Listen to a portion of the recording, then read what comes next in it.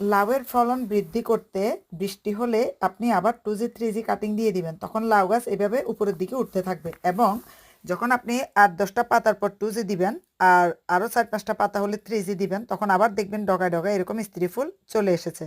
আর ডগায় ডগায় যখন আপনার স্ত্রী ফুল আসতে থাকবে, তখন আপনি অনায়াসে অনেক লাউ পাবেন এই সেপ্টেম্বরে এসেও। তবে এখানে একটা কাজ করতে হবে, যে আপনাকে পরাগায়ন ঘটায় দিতে হবে। আপনি শুধু 2G 3G কাটিং দিলে হবে না, আপনাকে ওই যে স্ত্রী ফুল এবং পুরুষ ফুলের পরাগায়নও ঘটায় দিতে হবে, এই যে কীটপতঙ্গের জন্য অপেক্ষা না করে, কারণ এখন হলো সিজনের শেষ সময়। আরেকটা জিনিস দেখবেন, যদি আপনি দেখেন এরকম ডগা ডগা পুরুষ ফুলও চলে এসেছে, তার মানে স্ত্রী ফুল এবং পুরুষ ফুল যদি একই সাথে ফুটে, তাহলে ভাগ্য খুবই ভালো, সেই লাউগুলো আপনার বড় হবে। এই যে দেখেন, এখানে আমি পলিথিন বেঁধে রেখেছি, এই জন্য বৃষ্টির মধ্যে পরাগায়নের 2-3 দিন পরে আপনি লাউ গাছের মধ্যে যে পলিথিন বেঁধে দিবেন, তাহলে দেখা যাবে কি অনায়াসে আপনি লাউ পাবেন। এই যেগুলো হচ্ছে পুরুষ ফুল।